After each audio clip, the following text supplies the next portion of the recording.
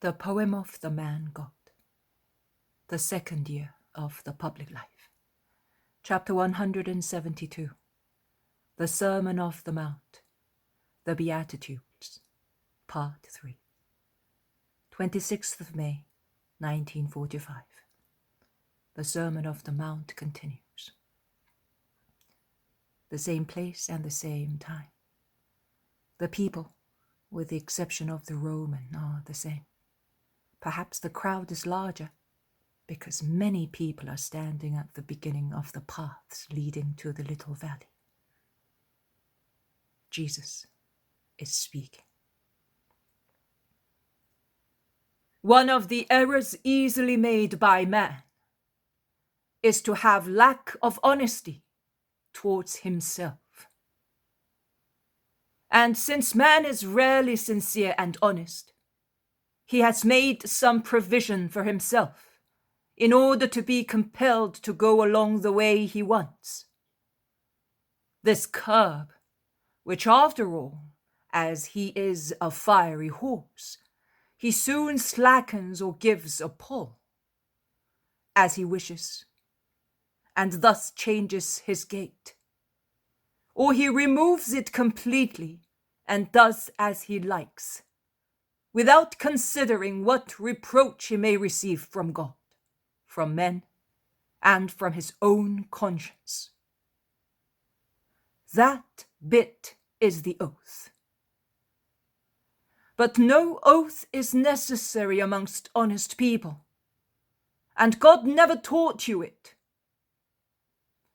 On the contrary, he commanded you, "You shall not bear false witness," without any further addition.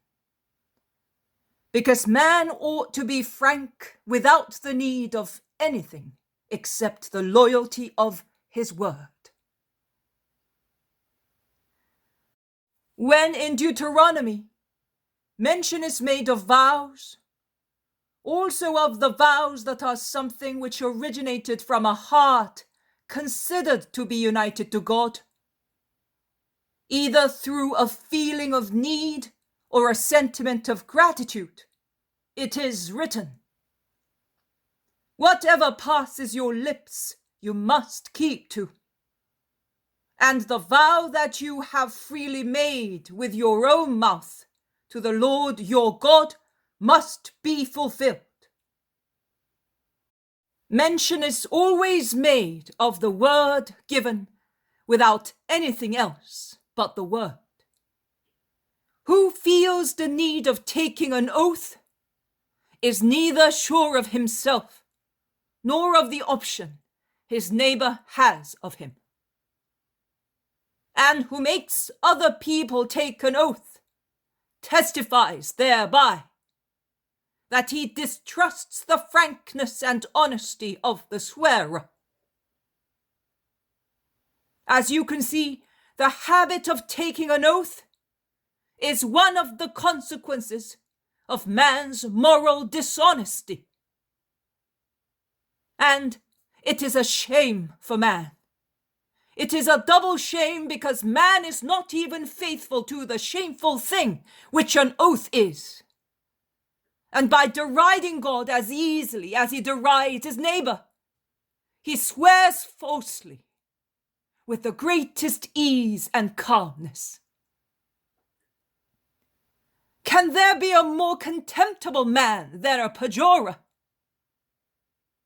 A perjurer, in fact, convinces his neighbor to believe him, often by using a sacred formula, thus calling God to be his accomplice, and to stand surety for him, or by invoking his dearest affections, his father, mother, wife, children, his dead relatives, his very life and most essential organs, to support his false statement.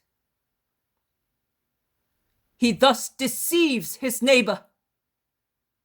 He is an impious person, a thief, a traitor, a murderer, of whom Of God, of course, because he contaminates the truth with his disgraceful lies and jeers at him, daring him, strike me, give me the lie if you can. You are there, I am here, and I laugh at it. Of course, you may laugh, liars and jibers, but the moment will come when you will not laugh, and that will happen when he, to whom all power is entrusted, will appear to you, dreadful in his majesty, and simply by his aspect will make you stand to attention, and will strike you with the lightning of his eyes, before his voice hurls you to your eternal destiny, branding you with his curse. He is a thief because he takes possession of a reputation which he does not deserve. His neighbor, impressed by his oath, grants it to him, and the serpent adorns himself with it, pretending to be what he is not. He is a traitor because by his oath he promises something which he does not want to keep. He is a murderer.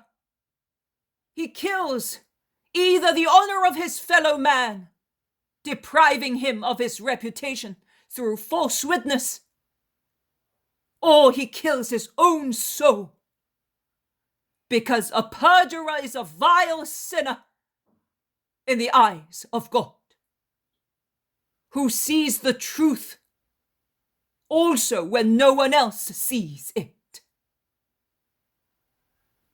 God cannot be deceived, neither by means of false words, nor by means of a hypocritical deed. He sees. He does not lose sight of each man for a moment. And there is no fortified stronghold or deep cellar which his eyes cannot penetrate. Also within you, God penetrates the stronghold which every man has round his heart. And he judges you, not according to what you swear, but to what you do. I will therefore substitute another order for the one given to you. When the oath enjoyed great favor to put a restraint on lies and on the easiness of failure to keep a promise. I do not say as the ancients said, do not swear falsely, but keep your oath. But I say to you, never swear,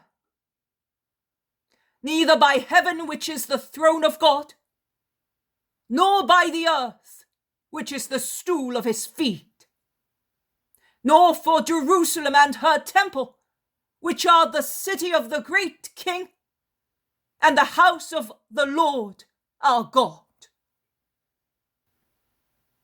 Do not swear either by the graves of the deceased or by their souls.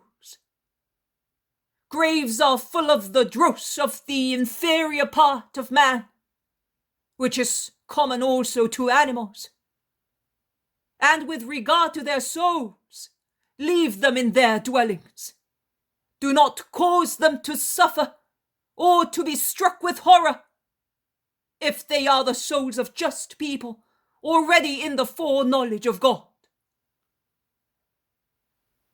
And although they are in such foreknowledge, which is partial knowledge, because they will not possess God in the fullness of his brightness until the moment of redemption, they can but suffer, seeing you sinners.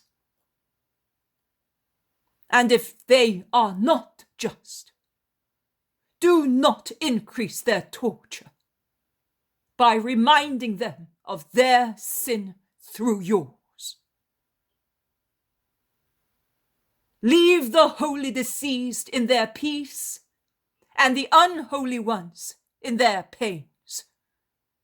Do not deprive the former of anything. Do not add anything to the latter. Why appeal to the dead? They cannot speak. The saints, because charity prevents them from speaking, they would have to give you the lie too many times. The damned, because hell does not open its gates, and the damned only open their mouths to curse, and their voices are suffocated by the hatred of Satan and of the demons, because the damned are like demons. Do not swear by the head of your father or of your mother, or by the head of your wife or of your innocent children. You have no right to do so. Are they perhaps money or merchandise? Are they a signature on a document? They are more, and they are less than such things. They are blood and flesh of your own blood, man. But they are also free creatures, and you cannot use them as slaves to guarantee your false statement. And they are less than your signature, because you are intelligent, free, and grown up. You are not interdicted. Neither are you a child who does not know what he is doing and must be represented by his parents. You are a man, gifted with reason and consequently responsible for your actions. And you must act by yourself, employing, as a guarantee of your own deeds and words, your own honesty and your own frankness, the reputation that you enjoy with your neighbor, not the honesty, the frankness of your relatives and the reputation they enjoy. Are fathers responsible for their children?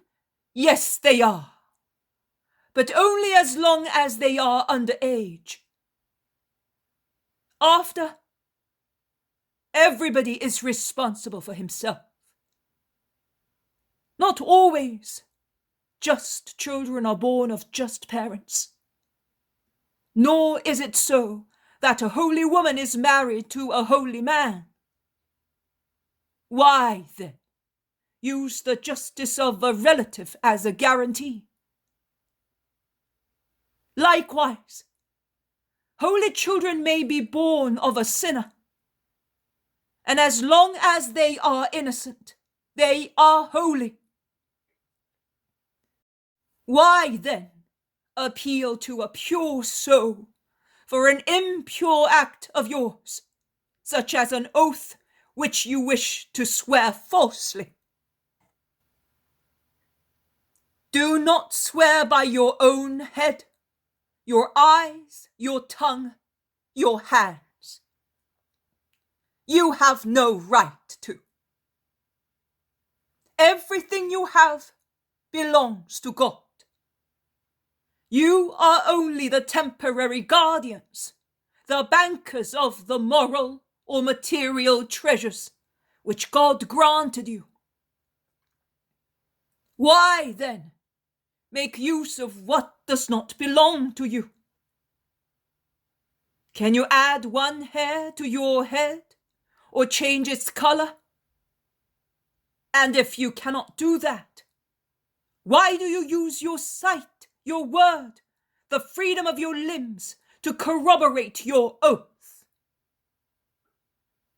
Do not challenge God. He could take you at your word and dry your eyes as he can dry up your orchards, or take your children away from you or crush your houses to remind you that he is the Lord and you, his subjects, and that who idolizes himself and thinks he is above God, challenging him with his falsehood, is cursed. Let your speech be simply, yes, it is. No, it is not. Nothing else.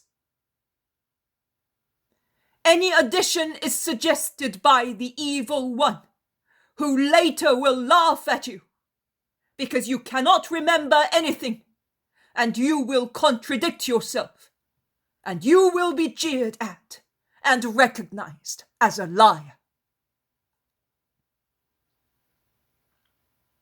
Be sincere, my children, both in your words and in your prayers.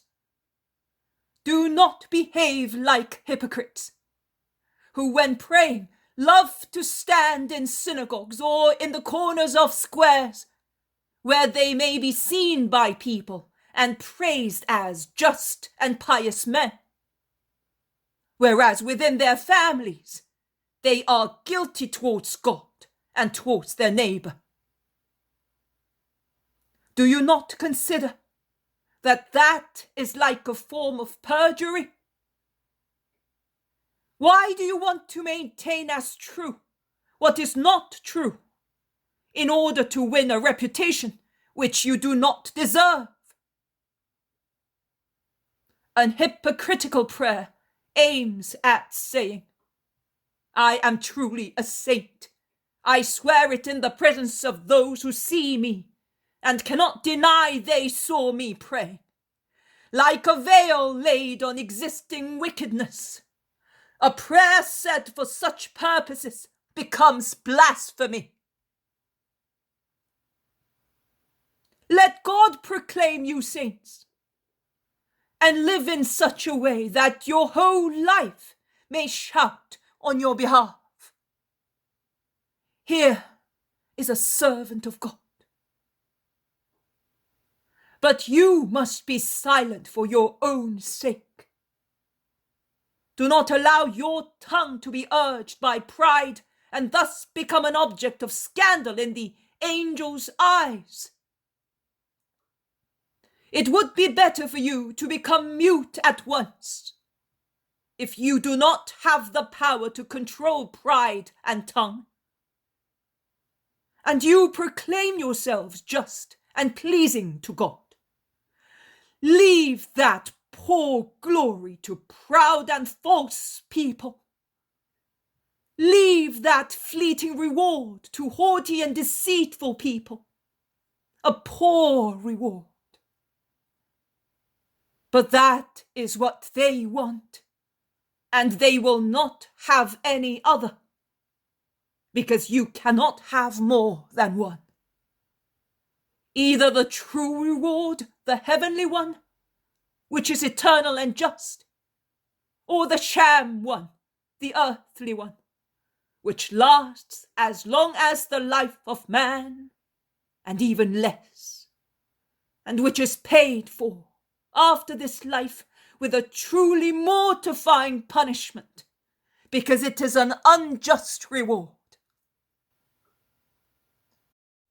Listen how you must pray with your lips, and with your work, and with your whole selves, urged by your hearts, which do love God and feel he is your Father, and always remember who the Creator is and what the creature is.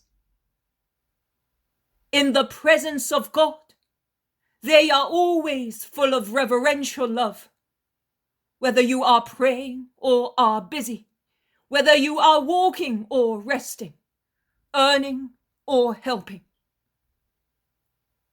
I said, urged by your hearts. It is the first and essential feature, because everything comes from your hearts and your minds. Your words, your eyes, your deeds are like your hearts.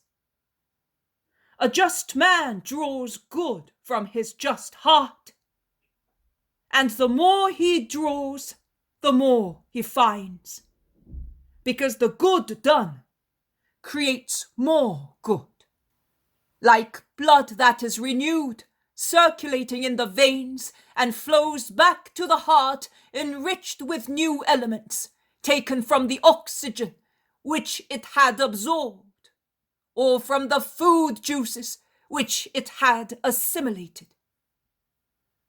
Whereas a wicked man can draw but fraud and poison from his gloomy heart, full of fraud and poison, which grow more and more, because they are corroborated by accumulating sins, while the blessings of God accumulate in a good man.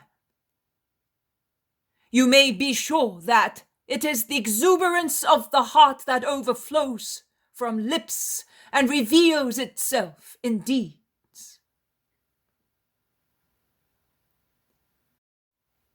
Make your hearts humble, pure, loving, trustful, and sincere, and love God with the chaste love of a virgin for her bridegroom.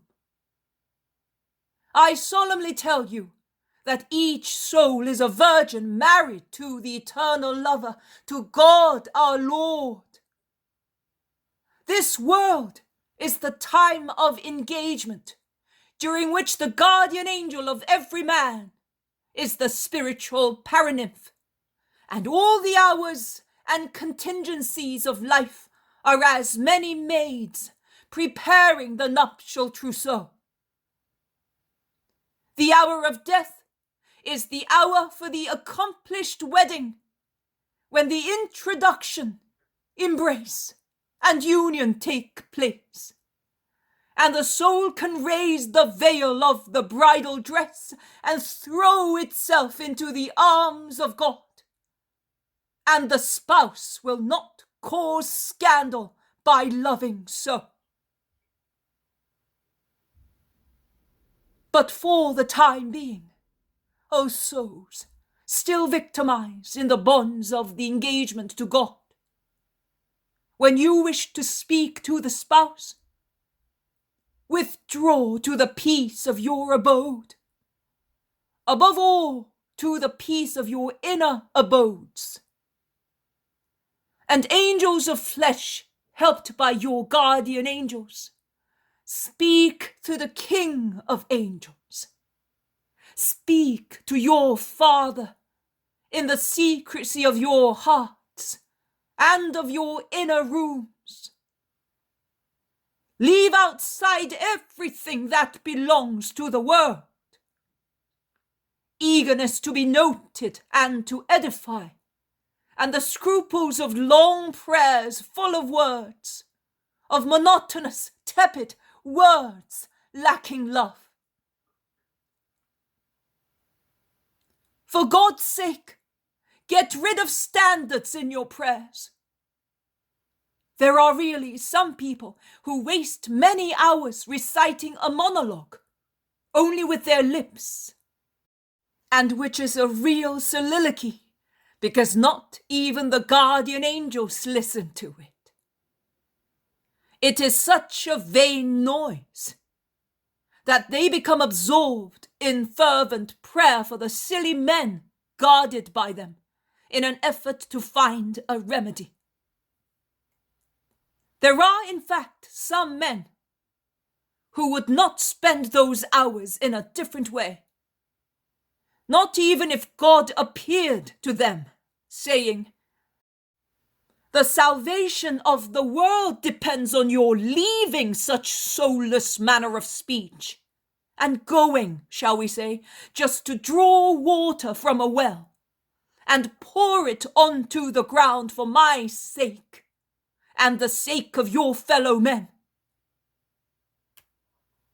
There are indeed many who believe that their monologue is more important than the kindness in receiving a visitor, or the charity in helping a person in need. They are souls which have fallen into the idolatry of prayer.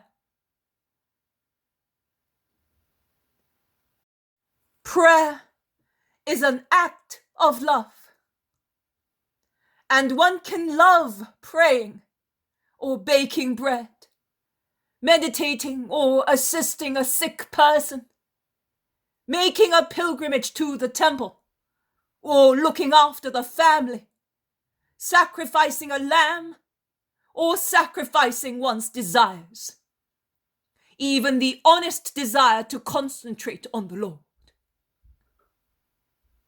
It is sufficient for you to have your whole selves and all your actions impregnated with love. Be not afraid. The Father sees, understands, listens, grants. How many graces are granted for one single, true, perfect sigh of love? How much wealth for an intimate sacrifice made with love? Do not be like the Gentiles. God does not need to be told what he has to do for your needs. The pagans may tell their idols, which cannot understand. But you cannot tell God, the true spiritual God, who is not only God and King, but also your Father, and knows what you need, even before you ask him. Ask, and it will be given to you. Look, and you will find. Knock, and it will be opened to you. Because whoever asks will receive, whoever looks will find, and it will be opened to whomsoever knocks. When your child stretches his little hand towards you, saying, "Father, I am hungry," do you perhaps give him a stone? Will you give him a snake if he asks for a fish? No, you will give him bread and fish and caresses and blessings over and above. Because it is pleasant for a father to nourish his son and see his happy smiles. If therefore you, whose hearts are imperfect, are capable of giving gifts to your children, out of a natural love that is common also to animals for your offspring, how much more will your Father who is in heaven grant to those who ask him for the good and necessary things for their welfare? Do not be afraid to ask, and do not be afraid not to receive. However, I wish to warn you against an easy error. Do not behave like those who are weak in their faith and in their love. Also amongst believers, there are pagans whose poor religion is a mixture of superstition and faith, a building tampered with, into which all kinds of parasitic herbs have penetrated, so much so that it falls to pieces. And they, weak and pagan as they are, feel their faith is dying if they are not heard. You ask, and you think it is fair to ask. And for that particular moment, a certain grace may be right. But life does not end at that moment.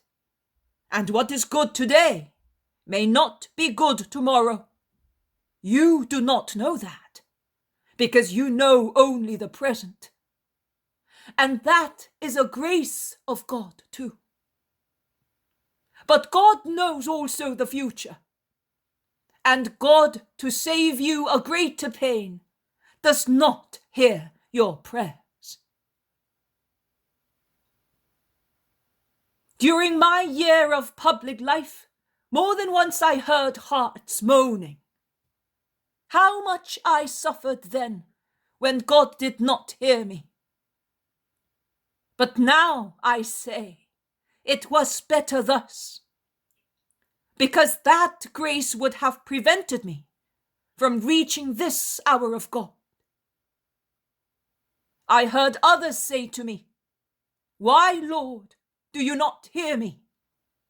You grant it to everybody but not to me." And yet, although I was sorry to see them suffer, I had to say, I cannot. Because to hear them would have meant hindering their flight to a perfect life. Also, the Father sometimes says, I cannot. Not because he cannot satisfy the request immediately, but because he does not want to satisfy it in view of future consequences. Listen, a child is suffering from intestinal trouble. His mother calls a doctor, and the doctor says he must fast to be cured. The mother, always pitiful, joins her moaning to her sons. She thinks that the doctor's order is severe and hard. She feels that such fasting and crying may be detrimental to her son. But the doctor is inflexible. At last he says, "Woman, I know you don't. Do you want to lose your son? Or do you want me to save him?" The mother shouts, "I want him to live." "In that case," says the doctor, "I cannot let him have any food. It would kill him." Also, the Father sometimes says so. You, pitiful mothers of your own ego, do not want to hear it weep, because some grace has been denied. But God says, I cannot. It would do you harm. The day will come, or eternity will come, when you will say, "Thank you, my God, for not listening to my foolishness." What I said with regard to prayers, I say with regard to fasting. When you fast, do not look sad as hypocrites do, who on purpose disfigure their faces, that the world may know and believe that they are fasting, even if it is not true. They also have received their reward with the praise of the world, and will not receive another one. Instead, when you fast, look happy. Wash your faces thoroughly, so that they may look fresh and smooth. Put oil on your heads and scents on your hair, and smile like one who has been well fed. Oh, truly, there is no food that nourishes as much as love does. And who fasts with a loving spirit feeds on love. I solemnly tell you that even if the world calls you vain and publicans, the Father will see your heroic secret and will give you a double reward. One for your fasting, and the other for the sacrifice of not being praised for it. And now go, feed your bodies, since your souls have been nourished. Those two poor people may stay here with us. They will be blessed guests who will give flavor to our bread. Peace be with you. and the two poor people stay. One is a very lean woman, the other a very old man. They are not together. Chance had joined them, as they were standing dejected in a corner, stretching out in vain their hands towards those who pass in front of them. Jesus goes straight towards them, since they dare not come forward, and takes them by the hand, leading them to the middle of the group of the apostles, under a kind of tent that Peter has put up in a corner, and under which they perhaps take shelter at night, and they gather during the hot hours of the day. It is a shed formed by branches and mantles, but it serves its purpose, although it is so low that Jesus and Iscariot, the tallest of the lot, have to bend to enter. Here, a father and a sister, bring what we have. While taking our food, we will hear their story. And Jesus personally serves the two shy old souls and listens to their sorrowful stories. The man is alone after his daughter went far away with her husband and forgot her father. The woman is also alone after a fever killed her husband, and in addition she is ill. The world despises us because we are poor, says the old man. I wander about begging for alms to scrape together some money to celebrate Passover. I am 80 years old. I have always kept Passover, and this may be the last time. But I do not want to go to Abraham's bosom with any regret. As I forgive my daughter, so I hope to be forgiven. And I want to keep my Passover. It is a long way, Father. The way to heaven is even longer if one is not present at the rite. Are you going by yourself? And if you feel ill on the way? The angel of God will close my eyes. Jesus caresses his white, trembling head and asks the woman, And what about you? I am looking for work. If I were better fed, I would get rid of my fever. And if I were cured, I could work at the corn. Do you think that food alone could cure you? No, you could too. But I am a poor thing, too poor to ask you for mercy. And if I cured you, what would you like afterwards? Nothing else. I would already have had more than I could hope for.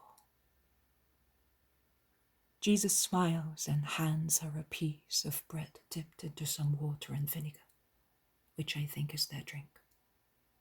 The woman eats it without speaking, and Jesus continues smiling. The meal is over. It was so frugal. The apostles and disciples look for a shady place along the slopes and among the thickets. Jesus remains under the tent. The old man is lying on the grass, and tired as he was, has fallen asleep. After a short time, the woman, who had gone away looking for some shade where to rest, comes towards Jesus, who smiles at her to cheer her up. She comes forward looking shy but happy, almost as far as the tent. She is then overcome by joy. She walks with a vigorous stride and, falling flat on her face with a choked cry, exclaims, "You have cured me! May you be blessed! At this time I used to shiver with fever, but I am not now. Oh, and she kisses Jesus' feet. Are you sure that you have been cured? I did not tell you. It might be by chance. Oh, no. Now I understand your smile when you handed me the bread. Your virtue entered me with that morsel. I have nothing to give you in exchange, except my heart. Order your maid, Lord, and she will obey you until she dies. Yes. See that old man? He is all alone and he is just. You had a husband and death took him away. He had a daughter and selfishness took her away. And that is worse. And yet he does not curse. But it is not fair that he should go about alone in his last hours. Be a daughter to him. Yes, my Lord. Mind you, it means working for two. I am strong now, and I will do it. Go up there, then, to that cliff, and tell the man who is resting there, the one wearing a grey tunic, to come to me. The woman goes away quickly and comes back with Simon's elet. Come, Simon, I want to speak to you. Woman, wait here. Jesus walks away for a few yards. Do you think that Lazarus would find it difficult to take on another worker? Lazarus? I do not think that he even knows how many servants he has. One more, one less. But who is it? That woman. I cured her and... That is enough, master. If you cured her, it means that you love her. What you love is sacred to Lazarus. I commit myself for him. That is true. What I love is sacred to Lazarus. You are right. And that is why Lazarus will become a saint. Because by loving what I love, he will love perfection. I want to join that old man to that woman and let that patriarch keep his last Passover in great joy. I am very fond of old, holy people, and I am happy if I can give them a serene sunset. You love also children? Yes, and sick people. And those who weep? And those who are alone. Oh, my master, don't you realize that you are fond of everybody, also of your enemies? I do not realize it, Simon. To love is my nature. There, the patriarch is waking up.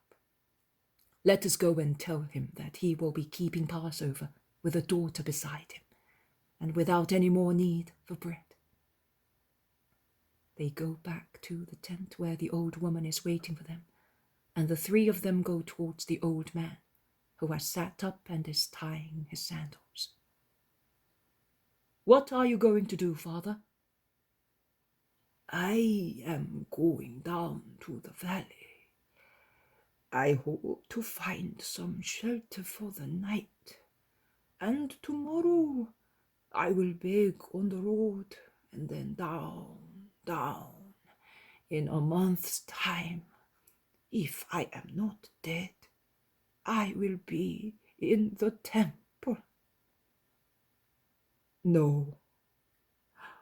Must I not? Why? Because God does not want it. You will not go alone. This woman will come with you. She will take you where I tell her, and you will be made welcome for my sake. You will keep your Passover, but without any trouble. You have already carried your cross, Father. Put it down now. All you have to do is to concentrate in prayer, thanking the good Lord. But why? I do not deserve so much. You are daughter? It is more than if you gave me 20 years. And where are you sending me? The old man is weeping into his long beard. I am sending you to Lazarus of Theophilus. I do not know whether you know him. Oh, I come from the border of Syria, and I remember Theophilus. But, oh, blessed Son of God, allow me to bless you. And Jesus, sitting on the grass in front of the old man, does bend his head to let him impose solemnly his hands on it, thundering out in a deep, very deep voice the old blessing. May the Lord bless you and keep you. May the Lord let his face shine on you and be gracious to you. May the Lord uncover his face to you and bring you peace. Jesus, Simon, and the woman reply together, Amen.